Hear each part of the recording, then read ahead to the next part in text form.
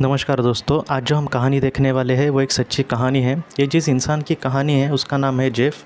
वो हमसे ये कहते हैं दोस्तों कि तकरीबन उनकी जब उम्र 37 थी, 37 साल, तब उनके साथ ये घटना हुई थी कि वो पुलिस में थे और एक जगह पर दो गैंग, मतलब जो अंडरवर्ल्ड के जैसे जो गैंग होते हैं, वैसे गैंग में कुछ शूट आउट चल रहा था और इसके लिए पुलिस को फ़ोन आया था। और वहाँ पर उस एरिया में बहुत ही ज़्यादा शूट आउट चल रहा था दो गैंग के बीच।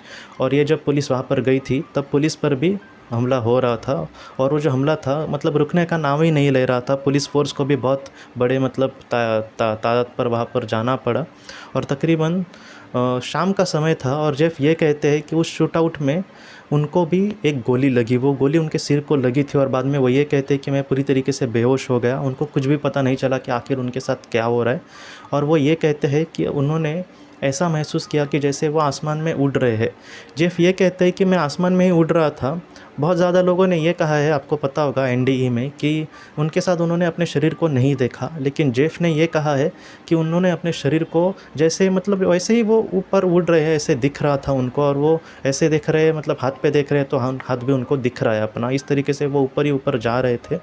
बाद में जेफ़ ये कहते हैं कि उस वक्त जब वो शूट आउट चल रहा था तब अंधेरा था, मतलब रात थी उस वक्त पृथ्वी पर, मतलब उनके जगह पर। लेकिन वो जब ऊपर चले गए तब वहाँ पर अचानक उन्होंने रोशनी देखी। जैसे कि उन्होंने कहा है कि रात से दिन हो जाता है, वैसा ही उन्होंने प्रकाश उस जगह पे देखा। उस जगह पे उन्होंने बाद में वो जब आगे चले गए उस जगह पर, मतलब पहले पहले ऊपर गए लेकिन वहाँ पर उन्होंने एक जगह को देखा। और उस जगह का उन्होंने इस तरीके से वर्णन किया है कि जैसे एक बहुत ही सुंदर नदी, बहुत सी सुंदर नदी, और उसका जो पानी था वो इतना शुद्ध था और वो इतना मतलब कहीं ना कहीं एक मैसेज देने वाला था कि मतलब मैंने आपसे पहले भी कहा है कि जो आत्मलोक की जो चीज़ें होती है, किसी भी पेड़ को लो या फिर किसी भी पानी को लो या फिर किसी भी समंदर को लो, वहाँ की जो जगह होती है वो कहीं ना कहीं हम उससे कनेक्ट हो सकते हैं। तो इस तरीके से वो पानी था नदी का, ऐसे जेफ़ कहते हैं। और इसके बाद जेफ़ ये कहते हैं कि वो सुंदर नदी देखने के लिए वहाँ पर चले जा रहे थे, तभी पीछे से उनको किसी ने पुकारा। जब उन्होंने पीछे देखा तो उन्होंने कहा कि तकरीबन 20-22 साल की वो लड़की थी और वो नीचे ज़मीन पर बैठी थी। वो ये कहते हैं कि जैसे हम किसी गार्डन में वगैरह चले गए तो हम थोड़ा सा चटाई डालकर, मैट डालकर उस पर बैठ जाते हैं आराम से ऐसे, वैसे वो नीचे ज़मीन पर बैठी थी। और वो लड़की, जेफ़ ये कहते हैं कि मेरे मन में उसके लिए इतना प्यार आ रहा था या फिर ये लग रहा था कि ये कितनी अच्छी लड़की है। उसको ये लग रहा था कि वो कहते कि मेरे मन में उसके लिए ज़रा भी बुरी भावना नहीं आई। उसके लिए ये आया जैसे कि वो मुझे पहले से जानती है और वो मेरा पूरी तरीके से उद्धार करेगी। मैं उसके लिए बहुत ही खुश था। और कहीं ना कहीं जेफ़ ये कहने लगे कि मुझे बहुत ही अच्छा लगा कि वहाँ पर वो आई, वो बहुत ही अच्छी थी, मतलब वो दिल से बहुत ही पवित्र थी। इस तरीके से वो लड़की थी। जेफ़ वहाँ पर गए तो उस लड़की ने उसको कहा कि तुम नीचे बैठ सकते हो। जेफ़ वहाँ पर बैठ गए। बाद में जेफ़ को उस लड़की ने कहा कि तुम्हें अपने जीवन में फिर से पृथ्वी पर जाना होगा। बहुत ही कम समय के लिए तुम यहाँ पर आए हो, लेकिन तुम्हें अपने जीवन में अपने परिवार को भी बहुत ज़्यादा महत्व देना होगा। जेफ़ ने यह कहा है कि अपनी पुलिस की नौकरी आपको भी पता होगी कैसी होगी, कि उनको पर्सनल ऐसी ज़िंदगी कभी कभी नहीं होती। 24-24, 48 घंटे की कभी कभी ड्यूटी लग जाती है। कुछ लोग तो ऐसे कहते हैं कि हफ्ते में 1-2 बार उनको घर पे जाए मिला तो मिला, नहीं तो नहीं, ऐसे मतलब बहुत कभी कभी प्रॉब्लम्स होते हैं उनके जीवन में। तो उसके साथ भी वैसा ही था जेफ़ के सामने। तो उसने भी मतलब उस लड़की ने उसको कहा कि तुम अपने परिवार के पास नहीं जा सकते, ठीक है, लेकिन कम से कम अपने बेटे से और अपने पत्नी से तुम अच्छे से बात भी नहीं करते। जेफ़ ने भी कहा कि अपने काम को लेकर मैं बहुत ही टेंशन में होता था और ये काम भी थोड़ा सा रिस्की था, तो वो और भी मतलब कभी कभी अपने परिवार से दूरी ही बना कर रहते थे। तो उस आत्मा ने उसको ये कहा कि ऐसा नहीं है कि तुम इन सारी चीज़ों से डरो। तुम बहुत ही अच्छे से अपना काम भी अच्छे से कर रहे हो, लेकिन अपने परिवार पर भी तुम्हारी कहीं ना कहीं जिम्मेदारी है। तुम्हें सिर्फ अपने परिवार को पैसे नहीं देने बल्कि प्यार भी देने की कोशिश करनी चाहिए। तो इस तरीके से तुम्हें अपने जीवन में आगे बढ़ना होगा। और तुम अच्छे से मतलब अपना ड्यूटी भी कर रहे हो और तुम समाज में भी अच्छा योगदान दे रहे हो। जेफ़ ये कहते हैं कि उसके जो पिताजी थे वो कैंसर से इस दुनिया से चले गए थे। तो इस वजह से कैंसर के जो कुछ एनजीओ या फिर कुछ संस्थाएं होती है उनको भी वो कुछ डोनेशन वगैरह हर महीने देते थे। तो उस आत्मा ने भी पवित्र आत्मा ने भी कहा कि मैं बहुत ही खुश हूँ तुम्हारे इस काम से। और जेफ बाद में ये कहने लगे कि उस पवित्र आत्मा ने जेफ से ये कहा कि तुम बहुत ही अच्छे से अपना काम कर रहे हो और तुम आत्मा के जो उद्देश्य है उसको भी बहुत ही अच्छे से पूरा कर सकोगे।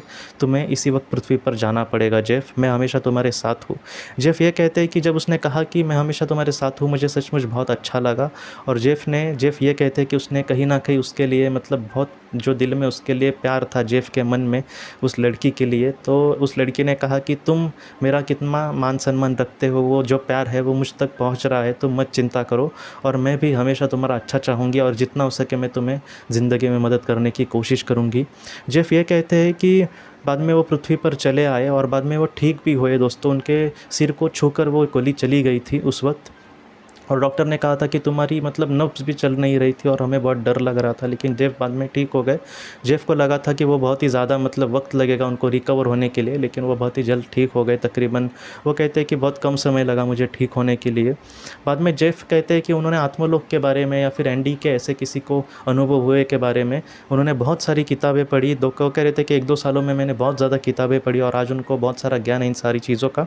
उस लड़की के बारे में जेफ यही कहते हैं कि वो जो लड़की थी वो कहीं ना कहीं मेरी मार्गदर्शक आत्मा हो सकती है, जो मुझे बहुत ही अच्छे से मार्गदर्शन करने की कोशिश कर रही थी।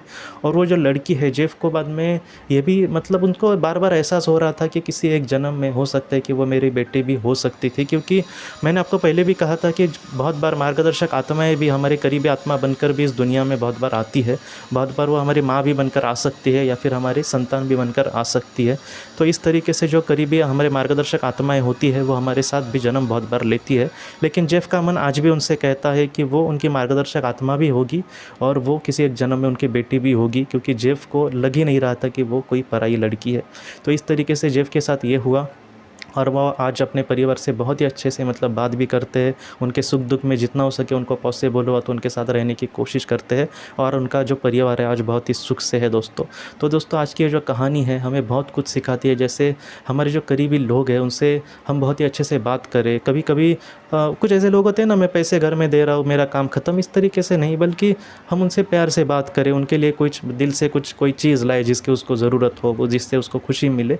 तो इस तरीके से हमें परिवार को भी बहुत ही ज़्यादा महत्व देकर दोस्तों उनको भी जितना हो सके खुशियाँ देने की कोशिश करनी होगी। जितना हम दुनिया में देते हैं उससे दुगना तिगना भी हमें ज़रूर मिलेगा। एक तो उनसे भी मतलब हमें बहुत सारा प्यार मिलेगा और हम बहुत ही अच्छे से जिम्मेदारी पूरी कर रहे हैं, इसलिए हमारे आत्मा का विकास भी बहुत ही अच्छे से होगा। तो इस तरीके से हमें अपने जीवन में दोस्तों आगे बढ़ना होगा। तो दोस्तों हम अपनी अगली वीडियो में किसी नए विषय को लेकर मिलते हैं। आप अपने परिवार का ख्याल रखना। आपका बहुत बहुत धन्यवाद।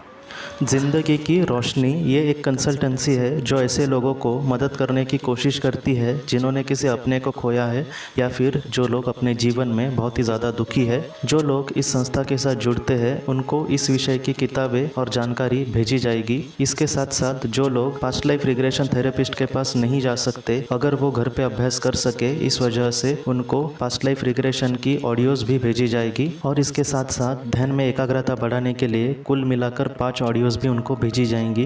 तो जो लोग इस संस्था के साथ जुड़ते हैं उनको यह सारी चीज़ें उनके ईमेल पर या फिर व्हाट्सएप पर भेजी जाएंगी। अगर आपको इस संस्था के साथ जुड़ना है तो कृपया इस नंबर पे व्हाट्सएप करें।